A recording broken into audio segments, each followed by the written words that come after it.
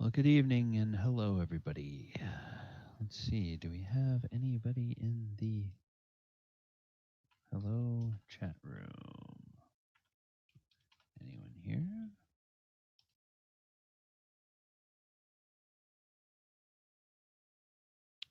Okay, I guess we don't have anybody here right now. That is fine.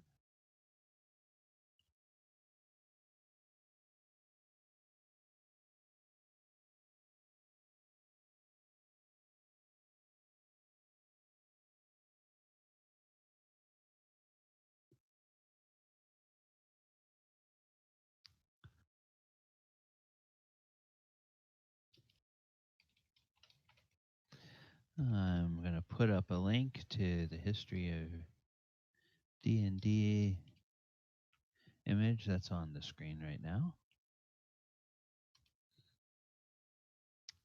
That's where you can go find this image over on Pixabay. Pixabay. All right, it's 7:59. We're counting down to the official launch, and it is now officially 8 o'clock. Hello and welcome, everyone. Tonight is Tuesday. It is the uh, 8th of October. My name is DM Gallibond, and I am here for Tuesday from the Table to talk to you about the two streams that I run weekly. This was a bit of an unusual week in that neither of the games had a session, and both of the sessions were scrubbed for similar reasons. Uh, on Saturday, I was going to try to run a session if my players were available, but I had a bit of a time crunch because there was a soccer game made up on Saturday afternoon, and I was going to have to probably cut the session short a little bit. However, my players spared me having to do that because there were several unexpected last minute issues that came up for people, and they were not going to be able to make it to the session that day. So um, we will reconvene on Saturday, the 12th of October at noon, and we will have our uh, session one redo or our session 1.A or 1.1 or 1.1A or whatever you want to call it. It will be a way of introducing the rest of the characters to the starting village and the starting setting that we have.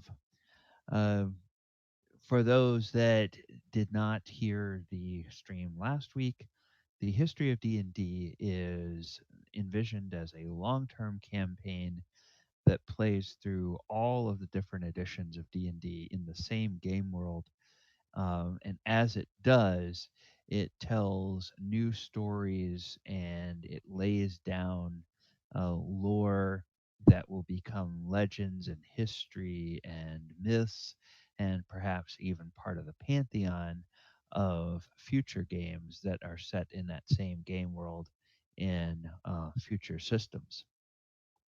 The first game we are playing is the original D&D.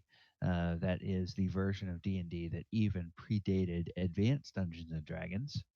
And in this particular version of the game, there is no separation between what they called at the time demi-humans and classes. So elf was a class, and dwarf was a class, and halfling was a class. There was only one kind of elf, and every elf was part magic user and part fighter. Every dwarf was part fighter and part sensing secret doors underground. And every halfling was part fighter, part and part rogue, if you will. So, how did in the mythology of D&D, how did one kind of elf that was always the same kind of elf eventually split into the drow, the high elves, the wood elves, the eladrin, and the other little flavors of elves like the dusk elves and other types of things? How did that happen? Well, in this particular campaign and in this game world, we get to tell that story. So that's one of the things that I want to do is sort of show how the or come up with explanations through the situations that I put before the players and the way they uh, decide to go through it. Um, Hope to tell the story of how those different uh, flavors of the various non-human races came about. So that's kind of exciting and something that I'm looking forward to doing over the time of this, what will probably be a pretty long-term campaign. Um, that game, like I said, is called The History of D&D, and it plays every Saturday at noon Eastern Time. It streams right here on this very Twitch channel, and you all can come here and watch the stream, or you can watch it after the fact. All right, the other game that I do is a 5th edition game, and this game is called The Walker of Waterdeep. Or at least that's what I am calling it. And this game takes as its uh, that is the whoops. What was that? Oh, okay. Never mind. I apparently didn't grab the tail end. No, I did grab the tail end. Well, okay. That 3715079 should be part of the URL. So when you go to Pixabay, that is you'll have to include that. I don't know why. I'm sorry it didn't want to grab that along with the URL when I copied and pasted it. Um, so anyway, uh, The Walker of Waterdeep is a 5th edition D&D game, and it was inspired by the 2018 release of the Guildmaster's Guide to Ravnica. And in that particular source book, they sort of began flirting with how can you sort of take lore and story elements and things from the Magic the Gathering universe and put them into the D&D universe. Now, of course, people have been doing that at gaming tables for decades, but this was Wizards of the Coast's first foray into doing that. And when they gave a little bit of a hint of how they were going to go about doing that, I said, well, you know what?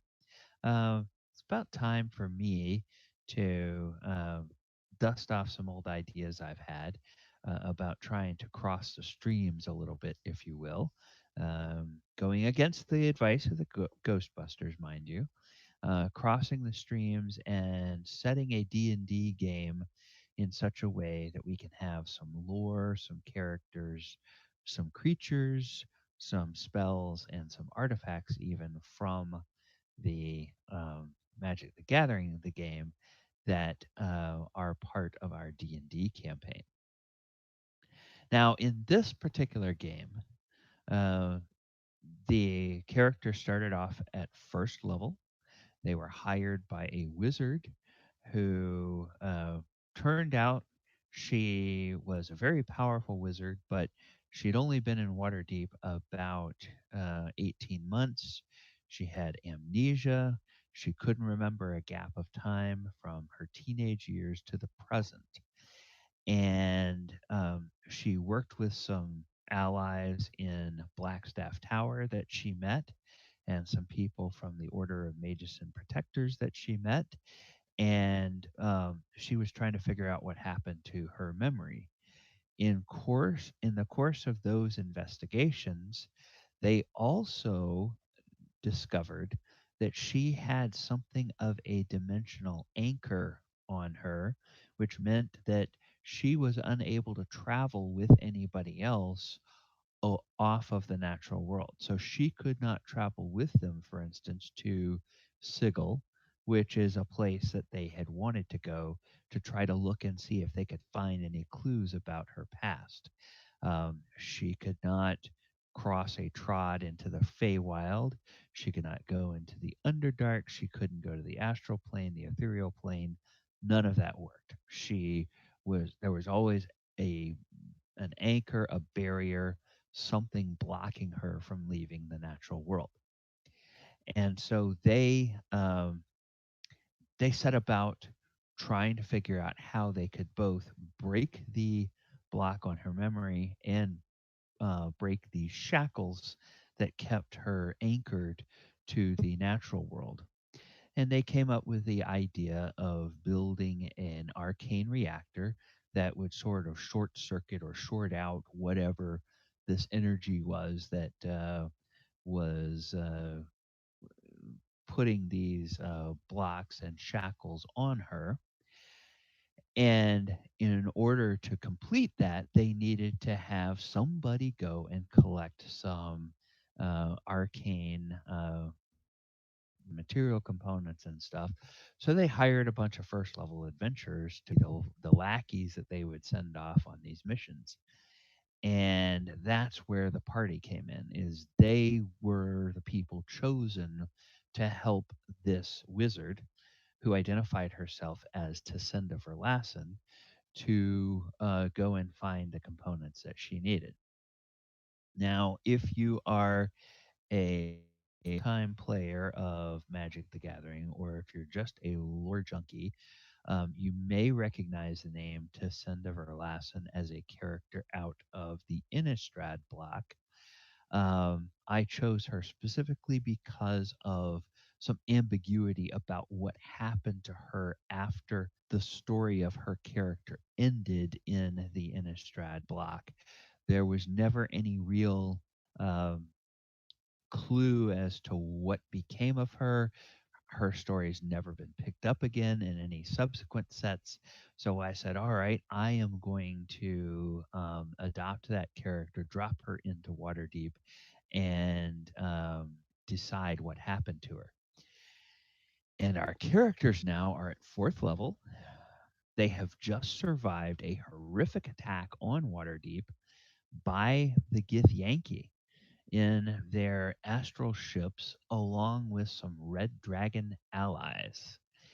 And one of the aims of the Githyanki, which they succeeded in doing, was to kidnap Tassinda Verlassen and take her away from Waterdeep.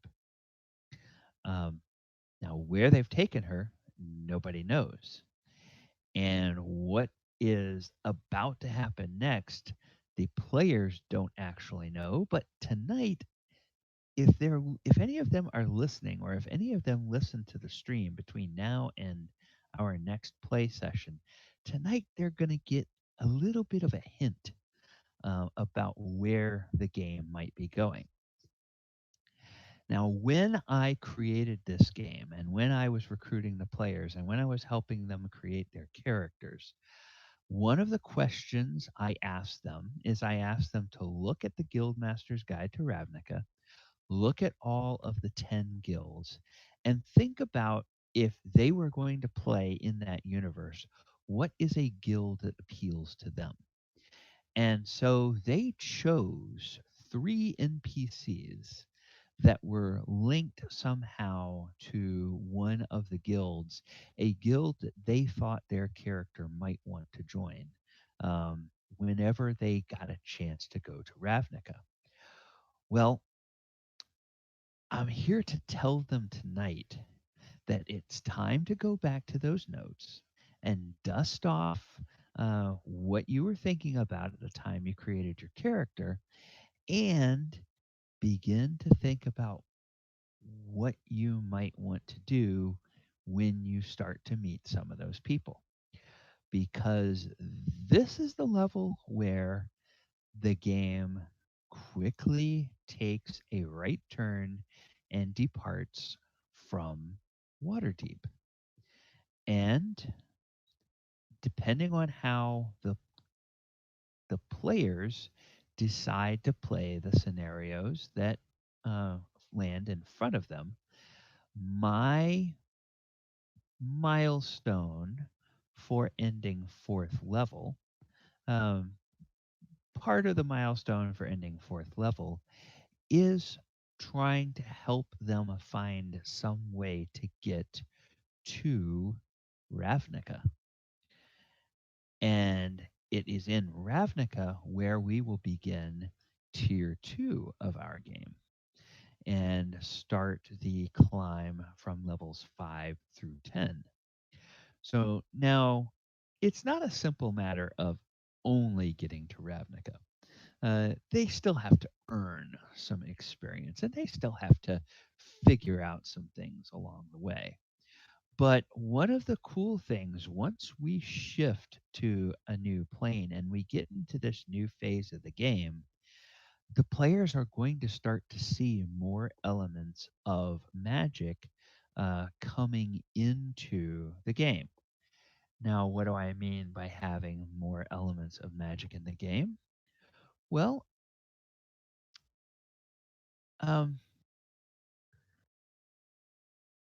let's just say that the players or and their characters will start to encounter more creatures and NPCs that are inspired by and lifted directly from the lore of the Magic the Gathering card game. And from time to time, I will actually be giving the characters a link to a card from the official Wizards of the Coast Gatherer database, which anybody who's played Magic will probably realize that Wizards of the Coast maintains a database called Gatherer. You can go in, you can pick any card from any set, all the way from the limited alpha to whatever it was that they released last month. Um, there's been so many sets of the game that I can't keep up with everything. So I don't know what they've been doing, but I know they keep cranking out two, three, four sets a year, expansions, main sets, yada, yada, yada, so on and so forth. So you will then see uh, that the players will get occasionally a card. And this card could be a creature card. The card might be a spell card, and the card might be an artifact card. And the way I plan to use them is a creature card that could be a contact, or it could be an ally, or it could be a resource, somebody that they can go and talk to when they are in a particular plane that ties to the set that that card comes from. And I'm trying to look for cards that only appear in one particular set. And when our game is in that particular area, that's where they will encounter these items or these spells or these people. Now, the spell card, when I give them a spell card, that's kind of a one time resource. So that's like an extra spell that the character has, and I may give that to a caster, someone who's playing a caster class, or I may give that to someone who's playing a non-caster class. Could just give that to somebody who's playing like a rogue or a fighter or something like that, and that will be a one-time use resource. And as is necessary, I of course will also be giving the player a D&D mechanical translation of that particular card. So, like if the card gives something a +1/+1, well, what does that mean in actual D&D terms? So, I will be giving the player sort of a translation. And if they have that spell card, then whether it be in a social situation or whether it be in a combat or whatever, wherever that player thinks that card would really be useful, they can throw that out and use that as an action on their turn. And instead of doing one of their normal actions, one of their normal attacks, or one of their normal spells, or whatever, they can throw out this particular spell card. And then artifact cards, when there's a particular artifact, um, that's going to be kind of like a magic item. And so I may give the characters a magical item, and of course, everything is kind of calibrated towards what is the casting cost power, and then how does that relate in fifth edition to the item power of a magical item, or the toughness, the challenge rating. How does the power and toughness of a monster in Magic the Gathering relate to a challenge rating of a monster in D&D? How does the casting cost of a spell in Magic the Gathering relate to the spell level of a spell in D&D? So these will be things that the characters will occasionally see um, as we get to higher and higher levels. It's also very much going to be a plane hopping game. So we will be, um, they may have one or perhaps two places that they can kind of think of as sort of a reset home base that they can return to from time to time, and sort of recharge and do downtime stuff and have those types of things. But the game is very much going to be giving them leads and um, opportunities and quests and potentially missions, depending on how the characters decide to pursue it, that give them opportunities to go and explore different planes of existence. And I'm going to try as much as possible to model those planes off of expansions from the Magic the Gathering game. So, you'll see different kinds of ambiance and sort of things that are there. Fortunately, Magic the Gathering is a game where the players um, have no shortage of creativity, and there's been all kinds of wonderful websites developed over the last 20, 25 years or so, where people have just, described what the worlds are like and what different places are like and what different characters are like, and have created kind of stories for the arcs of different things that are happening and all kinds of conflicts and all kinds of stuff. So there's plenty of that I can mine and put into my game to sort of go along with this thread um, of where I have the momentum of the story going at the moment. Uh, and like I said, everybody who's played a lot of D&D understands that, the DM, the referee, sort of creates a scenario, but it's really the players that then drive the momentum of the game. So I'm always trying to set out where there's at least two or sometimes three possibilities for the characters to do. The only thing I usually ask is that they try to decide as a group what to do.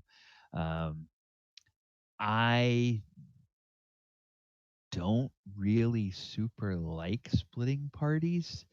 Um, and it's not so much that it then makes it easier for the DM to kill everybody, but it's just it makes more work for the DM to try to keep up with multiple storylines.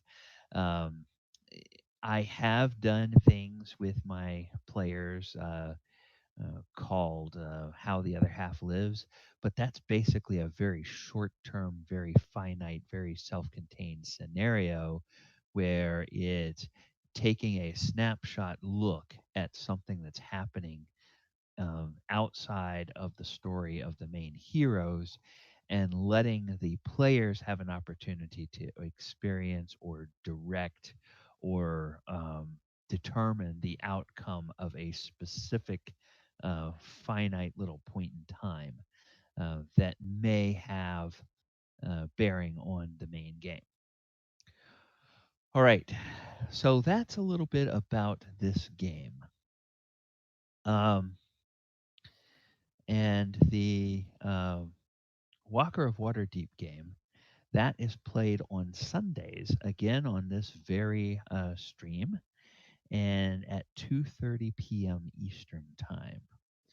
So we have a few minutes now. I want to try to keep these to about 30 minutes. I don't want to try to go beyond 30 minutes at all. Hey, Conti. Oh, it was hidden on the side. Oh my goodness. Okay. Well, Gonti, I was just going to uh, go ahead and open things up for questions if anybody has any questions. So, uh, well, don't tear your hair out. Do you have any questions based on what you've heard about the impending sort of next stage of the plot line for the Walker of Waterdeep game? Do do do do do do do do. Okay, I'm not seeing any questions. Maybe there's a delay. Okay, excited to hear about the NPCs. Oh, I wonder if she's real. I wonder if the delay is really bad. Ah, the ones from your backstory. Okay, excellent. Good, good, good.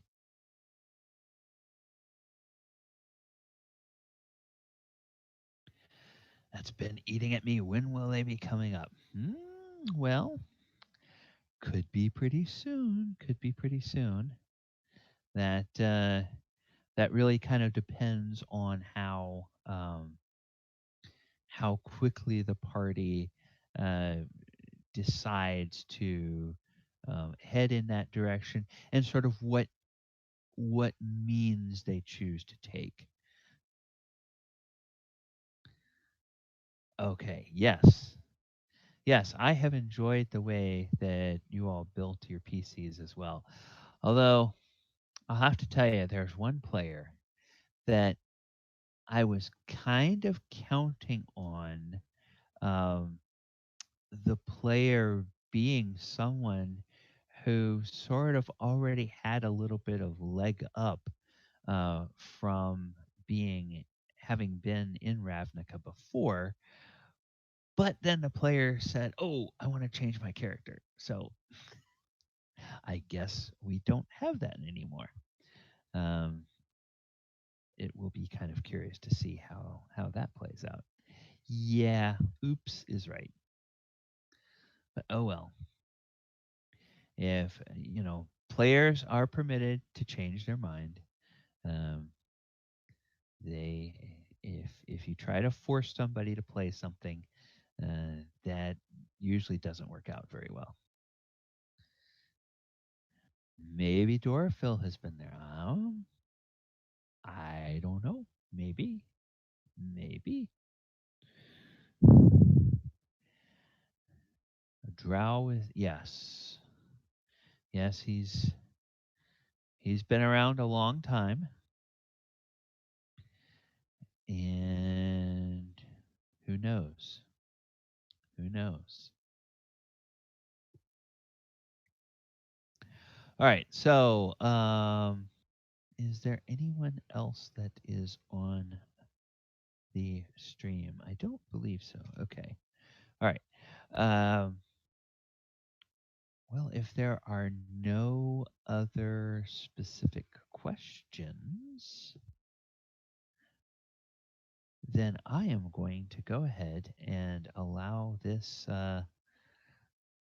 stream to sort of be at an end. Now, Gonti, I will see you on Sunday at 2:30 at the game, and I have some interesting things planned for the session, and so I hope that I need your D&D fix. Well, as we all do. Oh, and yes, also,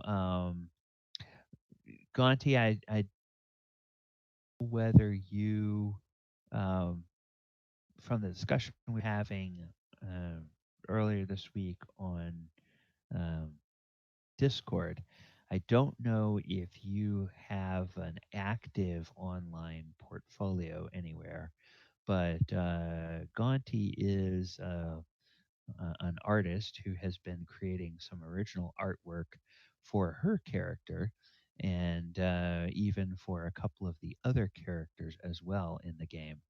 And oh, okay, so she's going to link into the chat here. So anyone who comes and read or listens to this um, after the fact will be able to see um, and access her online portfolio. And so that will be a nice way for her to get a little bit of exposure for the work that she has done. Um, yes, yes. Well, good, good, good. I'm glad that this campaign has inspired somebody to do something. So, um, truth. Yes.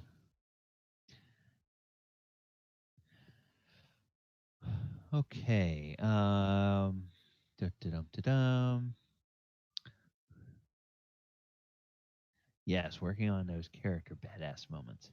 One of the things that I'm going to have to do in my history of D&D game and in the Walker of Waterdeep game as well is I'm going to uh, I'm going to talk to them about whether we want to start each session with the players, either start or end each session with the players kind of introducing themselves, and if they have any sort of social media where uh, people can follow them online or people can see any online work, creative work that they do on their own because I think some of them do have some creative outlets.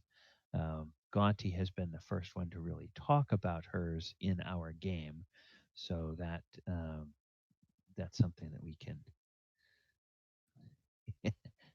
I am Xander, and I'm played by Gonti. Yes, that's a possibility. That's a possibility. Okay. Well, I or Gonti, were you looking for that link, or were you going to share it just in the Discord first for us in the game?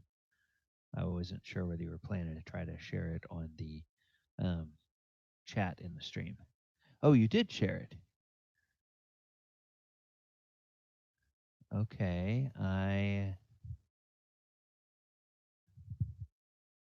didn't see that.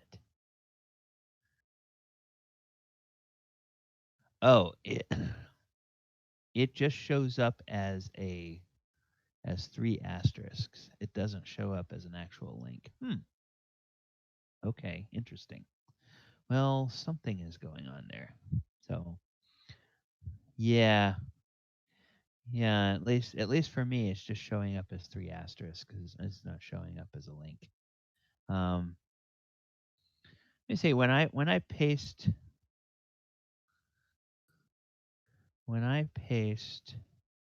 this. Ah, okay. There we go. GantiStudios.tumblr.com. Okay. Strange. Maybe Twitch and Tumblr don't like each other for some reason. That's kind of weird. Um, anyway, I will have to dig into Twitch and see if there's some reason why it doesn't like. Um, yeah, that's a possibility. Um, yeah, to avoid phishing. I wonder that does this tell me if this shows up okay. This includes a link to Pixabay. Now I can see the link just fine, but I don't know whether it shows up as a link to anybody else or not. Oh, it does show up. Okay, all right. Odd then. Okay. I will have to figure out how that works. There's a couple of streamers that I know. I'll have to talk to them and see if there's anything they do to enable or monitor that type of external link protection. Okay. Well, thank you, Gonti, for showing up and watching the end of the stream. And I hope you and I hope everybody else has a wonderful rest of the week. And I will see my players starting on Saturday at noon in the History of D&D game, and then on Sunday at 2:30 in the Walker of Waterdeep game. And everyone else, I will see you. Hopefully, I will see more than just some of my players in the chat next Tuesday night at 8 p.m. for our next episode of Tales from the Table. All right, everyone, have a great evening and a wonderful week. Talk to you later. Good night.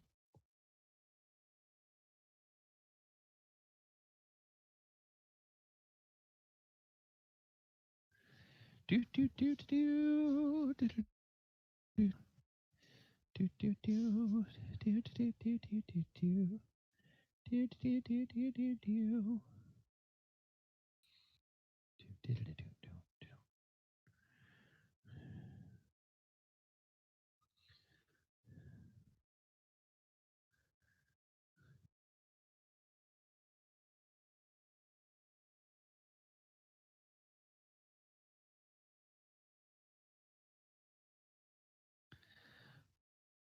Bum, bum, ba-da-da-bum, bum, bum. Ba, ba, ba, ba, ba. Ba-da-da-bum, ba-dum. Oh, magic item pricing. No, let me.